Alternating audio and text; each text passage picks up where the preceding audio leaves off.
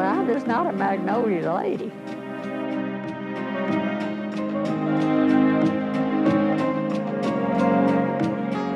I'm just going to say I am Alice Moseley, and I'm in my home studio. I'd like to tell you something about my work. I don't know a lot about it, but I'm learning every day, and I'll give you a start.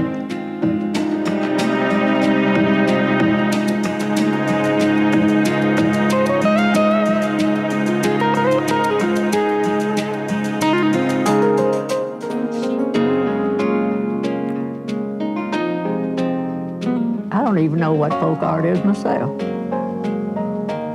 Don't know how I managed to get so involved in it.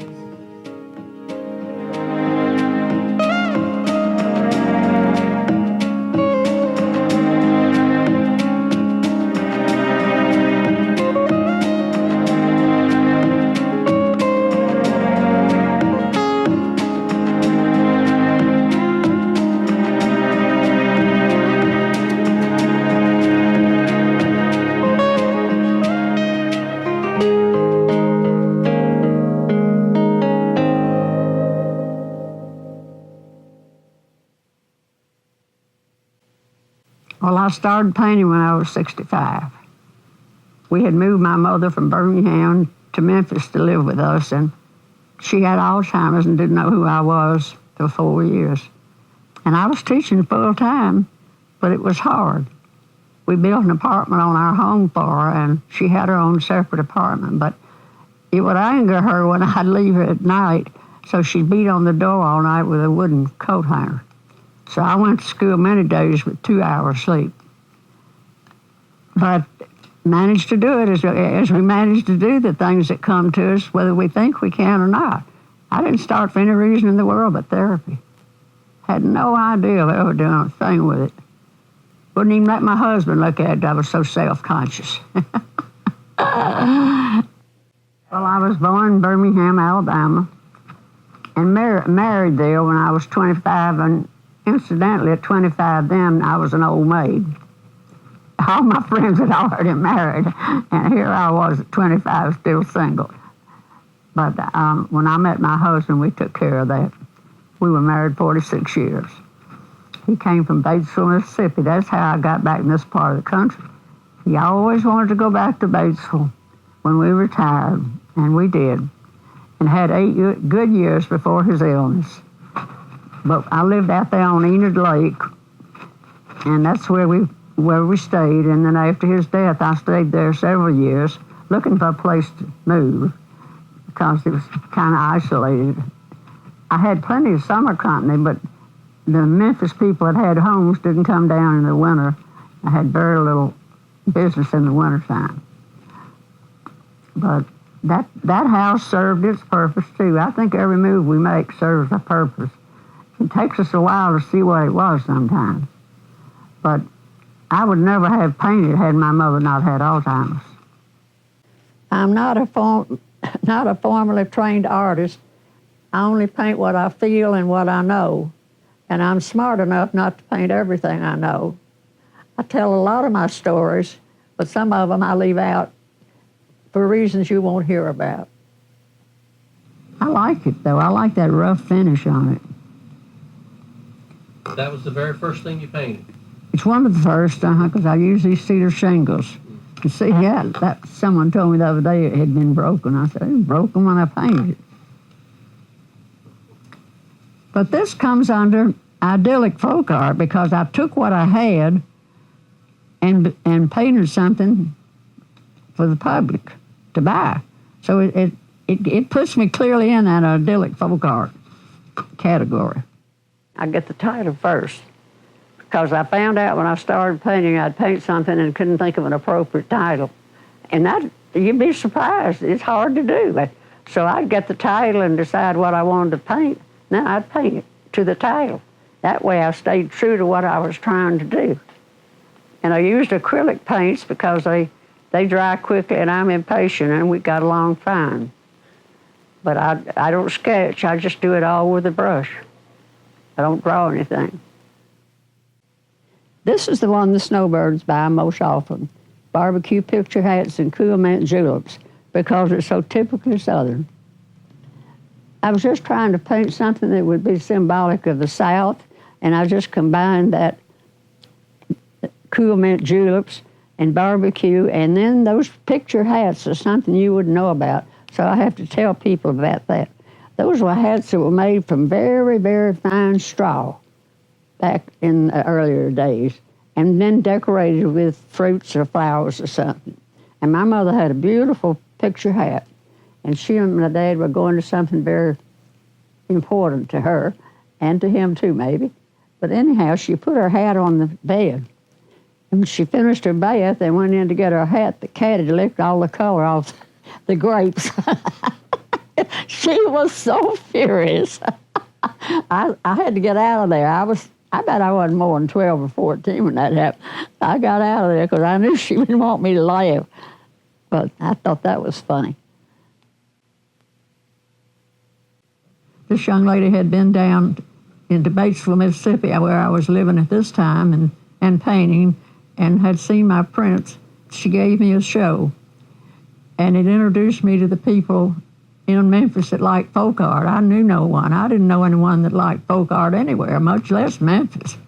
So she thought I had something going for me, so she gave me a show one Saturday afternoon. And I took 40 paintings into that show, 40 originals, and we sold out before closing time.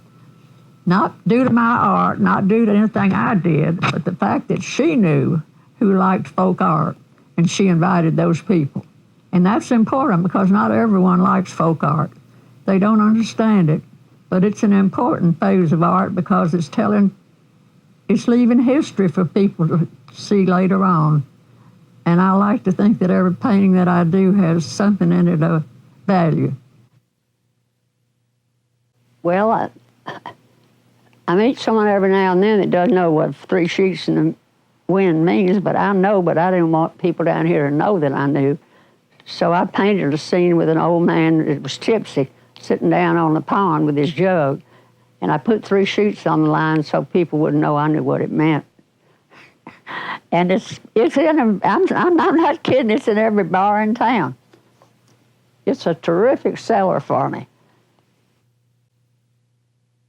I do think it was my success in life. I don't think this was. It was more meaningful. This was just a matter of painting water and dabbing here and there. But with 8th graders, you were dealing with young minds that changed every day. And instead of trying to change them your way, you had to change them their way. And I love teaching, and that's where I think I succeeded.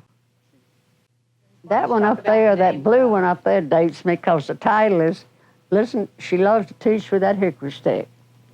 Boy, that dates me if anything ever did. Boy, you couldn't do that now. You'd wind up under the jail. You used a hickory stick when you were a teacher? Mm-hmm. And with good benefits, too. As I said, I enjoyed teaching because I could make it funny. And I was called by one of the boys I taught 18 years ago, 2 years ago, and he said, Miss Moseley, told me who he was, said, we met last night for our homecoming, and we took up money to send you a plane ticket to fly to Memphis to be with us. I said, are you sure the ticket's paid for? He said, yeah, we knew you were going to say that. We have the ticket here in our hand. So I flew to Memphis. One of the most delightful weekends I'll ever spend in my life. My former principal met me at the plane, and he said, Miss Moseley, do I need to get a wheelchair? I said, I don't know, Mr. Clayton. If you think you need one, I'll go get it for you. And he had the nerve to get in there that night when we were all speaking and tell him that. And then the students out there, tell us one of your jokes, Miss Moseley. I said, shut up. I'm supposed to be teaching you grammar and literature, not jokes. Well, they kept on, and finally the former principal said, go on, Miss Moseley, we'll overlook anything we might think about it. Just go ahead and tell them about everything. I said, but I felt embarrassed to tell them about a joke, but then I thought, well, if that's all, the teacher knew that someone in her class was not being fair. And she wanted to be sure before she made any accusations, so she gave a test. And then when she looked through the test, y'all are going to love this. When she looked through the test, she looked at one test and it said, "I do not know the answer." And the other one across the aisle said, "Me neither." Hi, Miss Alice. My name is Ariel, and I'm from Bay High School. My question is, if there is one emotion that you could convey through your paintings to the people who see them, what would it be? My sense of humor. It gets me out of more trouble than anything you can believe in. And I really would hate to lose that. I made that remark on television not long ago. If I had to give up whatever talents I have, my sense of humor would be the last one I'd want to let go, because it can get you out of anything. If you can just see a funny side to it, you can get through it. I was giving a big birthday party last year here. A lot of people out there talking and saying things about me that were terribly exaggerated, and I felt like I hadn't lived up to what I should have done. And then they turned around to me and said, "Miss Alice, don't you want to say something?" Well, by then I was a nervous wreck after hearing all that others, and I started to say no, and then I thought, no, I'll ruin my reputation. I'm known as Bay St. Louis as one of their head storytellers. I can't lose that reputation. So I said, yes, I think I do. And I remembered a joke that I had read just a few days before. I said, I wish someone out there would ask me how old I am. And 2 or 3 voices came out of the audience. "Miss Alice, how old are you?" I said, "I am so old that when I order a 3-minute egg, they make me pay in advance." Now, that's about as old as you can get. But I'm serious about that. That would be what I'd let go. And I hope some of that shows up in my very last painting, because it's really important to me. I don't want to make everything funny, but I want it to have a little subtle feeling of joy in it, happiness, because I was not happy when I painted. My mother had Alzheimer's and didn't know who I was for 5 years, and that's when I started painting. So I hope none of you ever have to go through that, but whatever hard times you have, something good will come from it. You just have to give it a little time. Miss Alice, my name is Michael. I'm from Bay High. And what I was wanting to ask you is, how do you feel that the sense of community has changed between now and when you first started painting? Some ways I can tell you, in some ways I can't. Some ways we're far better. Some ways we're not as good. I know when I was initiated into that sorority that we were talking about a while ago, they asked me to speak, and they didn't tell me what my title will be. And later on, after it was too late for me to back out, they told me I was to compare teaching when I taught and the teaching today. And I said, well, you're not going to like what I have to say, but I'd much rather have taught during my day. At least we had time to teach.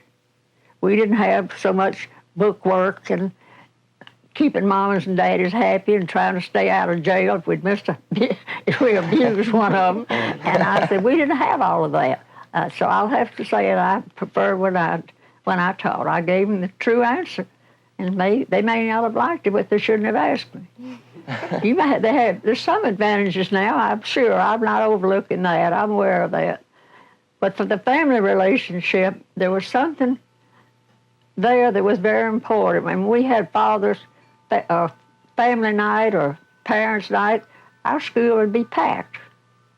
But somehow, there's not as much feeling among parents now that they need to participate in things like that.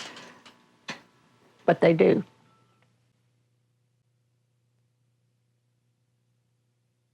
But teacher, I gave you an apple. She's still beating. Well, I do tell a story with each one of them, and if I'm painting and I don't see it developing, I'll trash it and start over. Because I think anything that I paint that's not a story is a failure on my part. Because that's my main purpose. Because it goes back into history. I've been called a historian because many of the things I paint are not in our culture anymore. They're gone.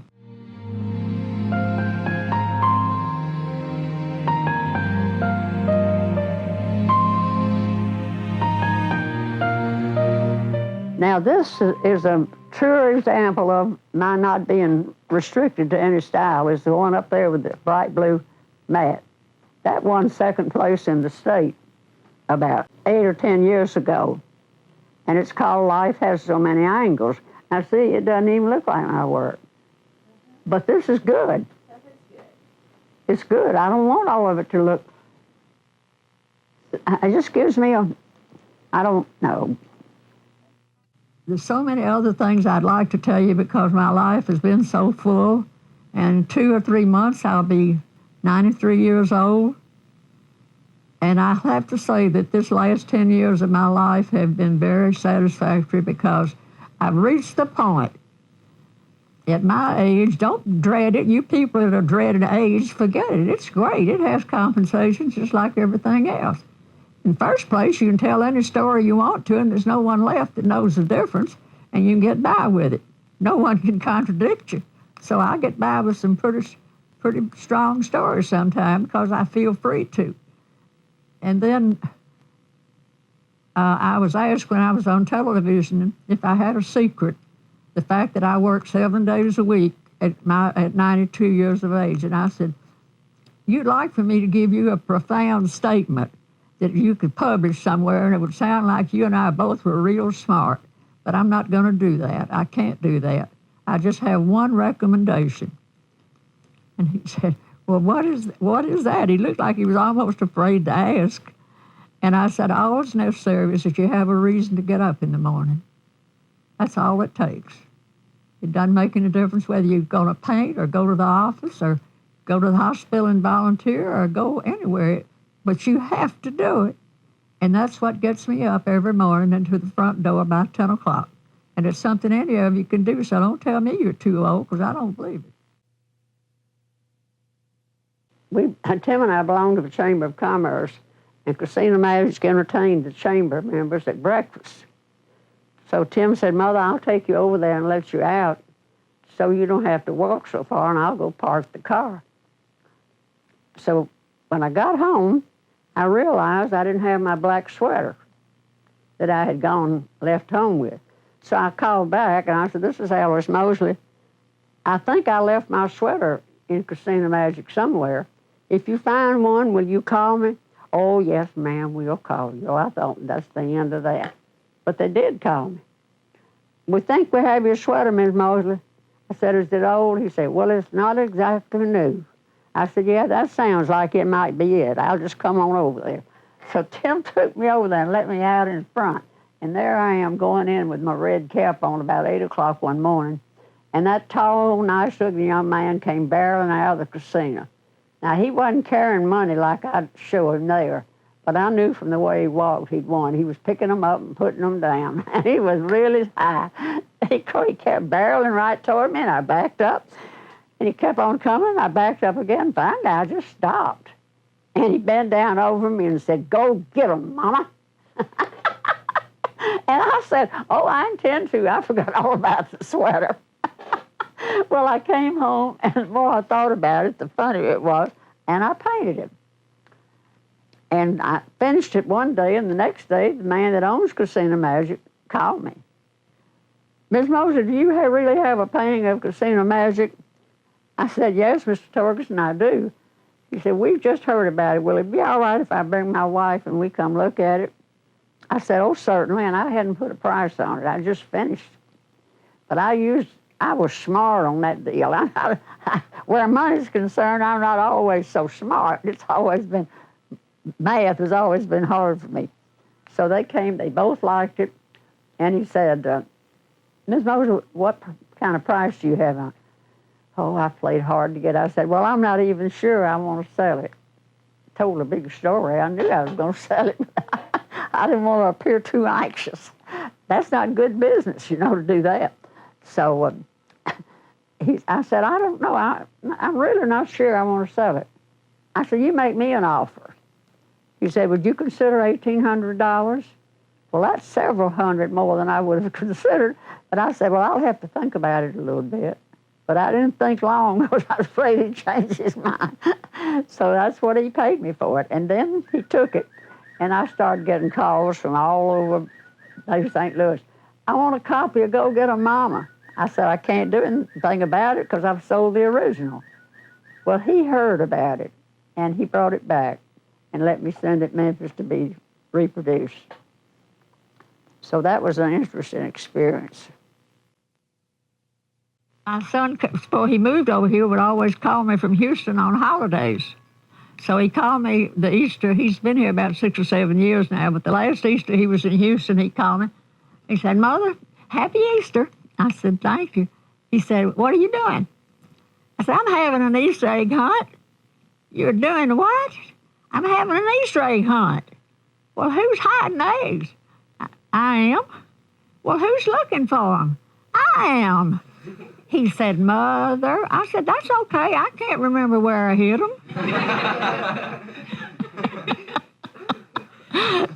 That's the one I tell the older people that I talk to. They like that one because they know what I'm talking about. One print that I got my doctor with when I was in the hospital, he said, Miss Alice, I bought one of your originals for my wife's birthday. I said, that was nice of you, doctor. And he looked so smug, I couldn't resist it. I had to say, but doctor, really, as high as your bill was, you should have bought several. He says, you're undoubtedly the meanest patient I've ever had. What I did so mean to my husband, he should have left me. He'd go out in that boat when Enid Lake is a real dangerous lake. It's a lake that's looked on for its fishing and wonderful things, but it's real dangerous, has one just unbelievable undertow. He'd go out there and get in that boat, and he couldn't swim a lick. And after he had a stroke, he couldn't swim at all. But he'd still slip away from me, and I'd be involved in my painting, and he'd get away from me before I could catch him. And I thought, I'm going to have to stop this. This is just driving me crazy. It's interrupting my painting, and I can't paint when I'm worried about him drowning in Enid Lake. So I called the police, the water patrol. I know. So I said, there's an old dude down there on that lake in a boat by himself. He not only doesn't have his life jacket on, he doesn't have it in the boat. Will you please go scare him to death for me? Well, they did. He came home as white as a sheet. He loved to fish. He said, guess what happened? I said, I don't know. The water patrol told me if I didn't get in off that lake and come back with my life jacket on my body, he was real dramatic telling me about it. They were going to take up my fishing license. I said, sure enough. I never did tell him. He died not knowing that I had turned him in. But I think that's a good story. And it was good for me because I could go on with my work. I was going to Birmingham to have a show for the Historical Society there, and I got arrested for speeding. I didn't think that was very fair. I was just buzzing by myself on down 78, I think it is, to Birmingham. My nephew lives there. And I saw the police car behind me, and the light was going on. He was blowing the whistle or whatever it is they blow, and I waved at him, and he looked at me, and instead of waving at me like I've had men do in earlier years, he went, get over. So he pulled me over, and I said, officer, I've been driving for 50 years, and this is the first time I've ever been stopped for anything. He said, you done good. He gave me a ticket anyhow. I had to pay $40. But the association that had me over there took up my ticket. They paid for my private hours. But that was a different kind of wave than I was used to. I have favorites. This one, there's only one that I won't sell, and this is it. And I've turned down $10,000 for that painting. Man in Memphis has been trying to buy it ever since he first saw it at Cook Convention Center when I was having a show there. He's the Cotton Man in Memphis. This is the house that we lived in, and incidentally, that house came from Graceland. It was a tenant shack, and when they heard we were leaving, Mr. Precious, Elvis's father, called my husband, told him he had a tenant shack on the back of Grayson. If he'd come tear it down, he could have it. So he tore it down and moved it down to Enid Lake, and we put it up, and that's what we lived in. Then the other one was my log cabin studio that is a memorial to my husband's bird dog. He had a bird dog named Joe, and we were living down at Plum Point out on Enid Lake at this time. And when Mr. Moseley became ill, Joe stopped eating and drinking. And I knew that I had to do something. I was so worried about him, so I sent him to the vet, and I didn't hear from the vet for quite some time.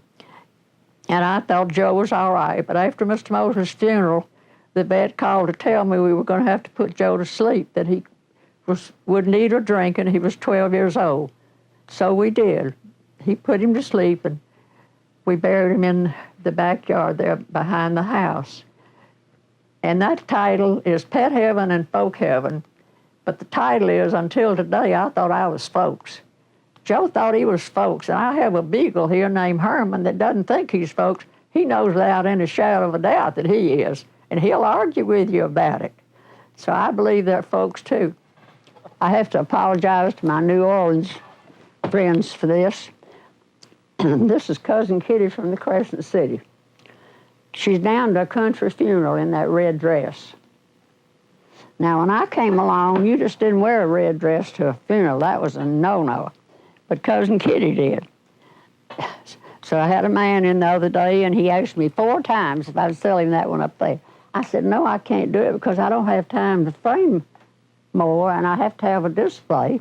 I'll sell it to you matted. I have them in the other room, but I can't sell it to you framed. Well, he just kept on nagging me about that thing. About 4 times we went over the same story. He says, well, I'm going to take it anyhow, just like he was doing me a big favor. He said, boy, my customers will get a bang out of that. And I thought, what? Finally, I said, do you mind if I ask what your profession is? He said, oh, I'm an undertaker. I'm going to put it in the parlor because I think people will get a bang out of it. I started to say, I don't think you put them in the parlor. I don't think people go there to get a laugh out of a print. But I just had some real interesting experiences. One of my one-liners that gets in everything that's written about me, I didn't intend for it to do, but it does. Jerry gave that party, and so many people were there, and they said, Alice, don't you want to say something? Well, I'd heard so many exaggerations by that time, I was embarrassed to get up. And I said, I don't believe so. I said, oh, yeah, because I'm known as a talker, and I knew I'd lose my reputation if I didn't come up with something. So I came up with that joke that I had read in a magazine. The preacher was talking about how sinful it was to drink, and if he had all his way, all the wine and beer and whiskey would be poured into the river. And the choir director, shall we stand and be dismissed by singing, shall we gather at the river? There it is. That's where it came from. I'll have to go back to one that says, life is so daily. It was one of my early prints. And the janitor in my school gave me that title. He was 70 years old, but one of the wisest men I've ever known in my life. He wasn't smarty wise, he was just wisdom wise. And he gave me a number of titles, and I walked by him one morning and he said, Miss Alice, life is so daily. So this painting is Life is So Daily, and it's one of my very favorite ones. I'm known all over town by this. I don't know whether I should tell them. Anyhow, I was running out of brochures. So I decided to take the brochure to my printer and take the new print, House is Blue, but the Old Lady Ain't, and go to the printer and get 1,000 brochures and get my new print put in the brochure where it would be at the end so they'd know I had extended my inventory. She said, come back in 2 weeks, Miss Alice, and they'll be ready. Well, Miss Alice went back in 2 weeks. They were ready, all right. She printed 1,000 of them. The house is built, but the old lady ain't. And she was so upset when I told her I didn't have the heart to get upset. I just tried to calm her down and said, "That's all right." She said, "But I'll make it over." I said, "All right." And I came on feeling satisfied. I don't want to know people that don't make mistakes anyhow. They're just so boring. Those minds are so hard to keep up with. But I learned early that you change to fit their moods. You don't expect them to change to fit yours. That's what many teachers fail in, trying to change them to their way of doing it. But I had a little deal that I did that they always remembered. I didn't have very few discipline problems in my classes. The first day of school, I'd get the largest boy in the room to spread out on the floor, and I'd trace him with chalk. And I'd make him get up, and I'd take the smallest boy in the room, and I'd tell him, "Now you fill that up." "Miss Moseley, I can't fill up that big space." I said, "I know it. I'm not going to treat you like someone that could. I'm going to treat you like, but you fill up, what you have to do is fill up your own space, you understand? Not his, not hers, yours, but I expect you to fill yours." And I never had a lot of discipline problems because I treated them like individuals. And that's important. I don't know whether I care about being remembered so much. I wouldn't mind. I don't think I'd mind. Depends on where I go.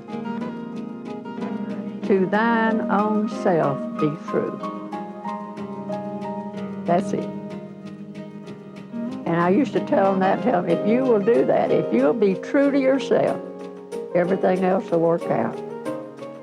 I think that's a powerful statement, and I'd like to leave that, not just for students, but for everyone, because we're not always true with ourselves. We tell it the way we want to hear it. So that's be my one line.